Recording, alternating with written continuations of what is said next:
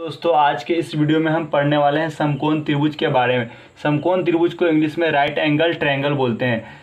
समकोण त्रिभुज किसे कहते हैं, समकोण त्रिभुज की विशेषता पढ़ेंगे कि ये समकोण त्रिभुज में सबसे बड़ी भुजा कौन सी होती है, समकोण त्रिभुज के कोण का मान कितना कितना होता है, और लंब, कर्ण और आधार किसे कहते हैं। लंब इसमें कौन सी भुजा होगी, कर्ण कौन सी भुजा होगी, आधार, सभी जानकारी इस वीडियो में लेंगे। साथ ही साथ ये भी जान लेंगे कि समकोण त्रिभुज के सूत्र को, समकोण त्रिभुज का क्षेत्रफल क्या होता है, समकोण त्रिभुज का परिमाप क्या होता है, क्षेत्रफल किसे कहते हैं, परिमाप किसे कहते हैं, सारी जानकारी लेंगे ताकि समकोण त्रिभुज से रिलेटेड आपको कोई भी परेशानी न हो आगे।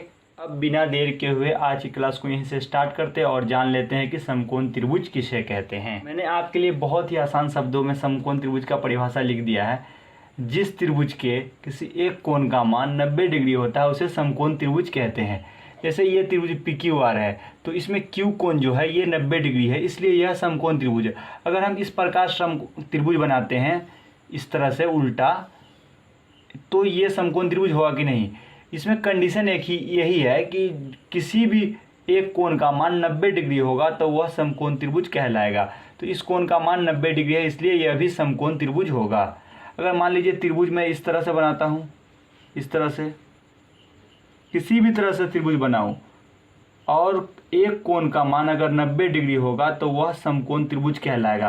त्रिभुज आप उल्टा बनाएं, सीधा बनाएं, किसी भी तरह से बनाएं, एक कोण का मान कितना डिग्री होना चाहिए, 90 डिग्री होना चाहिए, तो वह त्रिभुज क्या कहलाएगा, समकोण त्रिभुज कहलाएगा। इस कोण का मान 90 डिग्री है, इसलिए ये सभी एक समकोण त्रिभुज होगा।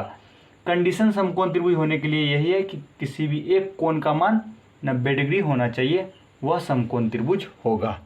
अब हम जरा पढ़ लेते हैं कि समकोण त्रिभुज में भुजा का पहचान कैसे करते हैं। अगर जो तीनों भुजा होती है उसका इंग्लिश नाम और शॉर्ट नेम हम समझ लेते हैं। कर्ण को इंग्लिश में हाइपोटेनस बोलते हैं, उसको शॉर्ट में हम एस से लिखते हैं। लंब को इंग्लिश में परपेंडिकुलर कहते हैं और उसे पी से दर्शाते हैं। आधार है, आधार को इंग्लिश में बेस बोलते हैं और कहीं पर भी आधार का यूज बी के रूप में किया जाता है, यानी बी से दर्शाते हैं, एच से दर्शाते हैं, कर्ण को परपेंडिकुलर को पी से दर्शाते हैं। हम कैसे पहचानेंगे कौन सी भुजा कर्ण है, तो कर्ण का जो पहचानने का जो रूल है, जो नियम है, वो एकदम आसान है। जो कर्ण होता है 90 डिग्री के मतलब समकोण के सामने जो भुजा होगी वह कर्ण होगी। तो 90 डिग्री के सामने इस त्रिभुज में ये भुजा है तो ये भुजा जो होगी कर्ण कहलाएगी।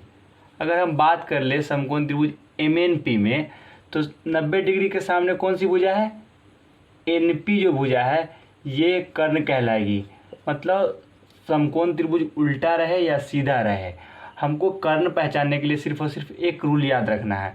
जो समकोण होगा यानी 90 डिग्री का कोण जो होगा उसके सामने जो भी भुजा होगी वह कर्ण होगी। अगर समकोण त्रिभुज PQR की बात करें तो जो Q जो है ये 90 डिग्री है, तो इसलिए 90 डिग्री के सामने कौन सी भुजा है, ये PR है, तो कर्ण क्या होगी, PR भुजा कर्ण होगी। तो आप समझ गए हैं कि कर्ण किसे कहते हैं, 90 डिग्री के सामने जो भुजा होगी वह कर्ण होगी। तो कर्ण समझ लिए हैं, तो अब हम आपको बता देते हैं कर्ण जो होता है वो हमेशा फिक्स होता है, वो बदलता नहीं है। कर्ण समकोण त्रिभुज में सबसे बड़ी भुजा होती है। ये समकोण त्रिभुज में कर्ण जो होती है सबसे बड़ी भुजा होती है। हम लंब और आधार को समझ लेते हैं। ABC एक समकोण त्रिभुज है, तो हम जानते हैं अभी हमने पढ़ा है कि 90 डिग्री की जो सामने होगी वह कर्ण होगी, तो AC जो होगी वह कर्ण हो गई। जब AC कर्ण हो गई तो लंब कौन सी भुजा और आधार कौन भुजा होगी। अगर हम ये मानते हैं कि BC जो भुजा है, BC के ऊपर AB भुजा है, तो इस तरह से लंब जो होगी वह AB होगी। एक और समकोण त्रिभुज बनाकर लंब को समझते हैं। अगर ये समकोण त्रिभुज PQR है, PQR है, इस समकोण त्रिभुज में हम अगर ये मानते हैं ये PQ जो भुजा है, PQ के ऊपर QR भुजा है, QR जब भुजा है तो इस तरह से ये जो QR भुजा होगी यह लंब होगी। तो ये लंब हो गई, ये भुजा जो होगी 90 डिग्री के सामने है तो ये कर्ण हो जाएगी। तो जो तीसरी भुजा बची वो आधार होगी। इसमें भी ये जो तीसरी भुजा है ये भी जो BC है आधार होगी। तो हम लंब कर्ण को अगर हम पहचान लेंगे तो जो बची तीसरी भुजा क्या होगी, आधार होगी। जो मैंने आपको कर्ण के बारे में समझा दिया कि 90 डिग्री के सामने जो भुजा होगी वह कर्ण होगी। तो पी आर इसमें कर्ण है, इसमें 90 डिग्री के सामने ये भुजा है ए सी, तो ए सी कर्ण होगी। लंब के बारे में मैंने बताया कि आपके मानने के ऊपर निर्भर करता है। अगर आप ये मानते हैं कि बी सी के ऊपर ए बी है तो इस तरह से ए बी जो भुजा होगी वह लंब होगी। अगर ये आप ये मानते हैं जो पी क्यू है, पी क्यू के ऊपर क्यू आर है, तो इस तरह से ये जो भुजा होगी क्यू आर यह लंब होगी। और जो बची तीसरी भुजा आधार हो जाएगी, इसमें भी जो बची तीसरी भुजा बी सी जो होगी वह आधार होगी। तो आप जिस तरह से मानेंगे उस तरह से लंब और आधार बदलता रहेगा। जब हमने समकोण त्रिभुज को जान लिया है तो और समकोण त्रिभुज की कुछ और जानकारी प्राप्त कर लेते हैं कि समकोण त्रिभुज की विशेषता क्या क्या है। समकोण त्रिभुज के तीनों कोणों का योगफल 180 डिग्री होता है। अगर ये 90 डिग्री है, ये 20 डिग्री है, ये 70 डिग्री है, मतलब तीनों कोण को अगर हम जोड़ेंगे तो कितना डिग्री होना चाहिए? 180 डिग्री होना चाहिए। इस तरह से समकोण त्रिभुज के तीनों कोणों का योगफल कितना होता है? 180 डिग्री। अगर ये कोण का मान अगर 60 डिग्री है, इसका अगर इस सी कोण का मान 30 डिग्री है, अगर बी कोण का मान 90 डिग्री है, एक कोण तो 90 डिग्री होगा तभी वो समकोण त्रिभुज होगा। तो ये तीनों कोण को अगर हम जोड़ेंगे तो कितना डिग्री होना चाहिए? 180 डिग्री होना चाहिए। तो समकोण त्रिभुज के तीनों कोणों का योग 180 डिग्री होता है। जो समकोण त्रिभुज का विशेषता है, समकोण त्रिभुज में सबसे बड़ी भुजा को कर्ण कहते हैं। तो अगर इस समकोण त्रिभुज ABC में बात करें तो ABC एक समकोण त्रिभुज है, तो इसमें सबसे बड़ी भुजा कौन सी है? AB है। तो इसलिए AB जो होगी क्या कहलाएगी? कर्ण कहलाएगी। आप समझ चुके हैं कि कर्ण किसको कहेंगे? जो समकोण त्रिभुज में सबसे बड़ी भुजा होगी कर्ण होगी। अभी ये समकोण त्रिभुज PQR में बात कर लेते हैं कि सबसे बड़ी भुजा कौन सी है? QR है। तो इसलिए कर्ण कौन सी भुजा हो जाएगी? QR। जो भुजा सबसे बड़ी होगी उसे कर्ण कहते हैं। समकोण त्रिभुज की तीसरी विशेषता को समझ लेते हैं। समकोण त्रिभुज में एक कोण 90 डिग्री का होता है और शेष जो दो कोण होता है वो न्यून कोण होता है। तो हम बात कर लेते हैं कि न्यून कोण किस कोण को बोलेंगे कि न्यून कोण। तो न्यून कोण जो होता है 0 डिग्री से बड़ा और 90 डिग्री से छोटा कोण को न्यून कोण कहते हैं। न्यून कोण आप समझ गए कि न्यून कोण किसे कहते हैं। अब हम बात कर लेते हैं PQR एक समकोण त्रिभुज है। तो क्या बोल रहा है कि समकोण त्रिभुज में एक समकोण होता है। तो ये Q अगर एक समकोण है, ये 90 डिग्री का कोण है, तो ये दोनों जो P और R है ये दोनों न्यून कोण होगा। अगर इस कोण का माप अगर 20 डिग्री है तो R कोण का माप कितना होगा? 70 डिग्री।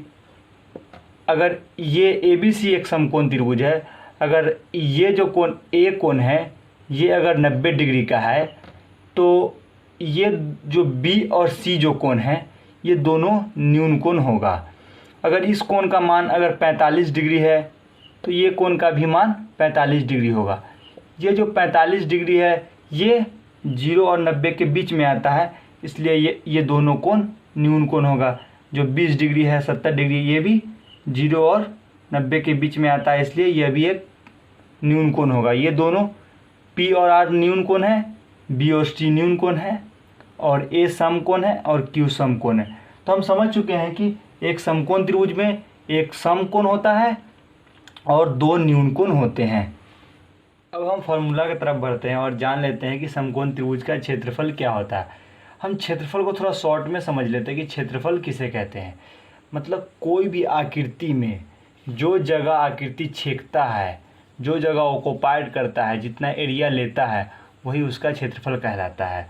तो ये जो समकोण त्रिभुज PQR है तो इसमें जितनी जगह छेद रही है, जितना एरिया ले रहा है वही उसका क्षेत्रफल कहलाएगा। जैसे अगर आयत की बात करें, ये अगर एक आयत है, ये आयत जितना जगह छेद रहा है, जितना जगह ऑक्युपाइड कर रहा है यही उसका क्षेत्रफल कहलाता है। क्षेत्रफल समझ गए। त्रिभुज का जो क्षेत्रफल होता है 1/2 गुने आधार गुने ऊंचाई।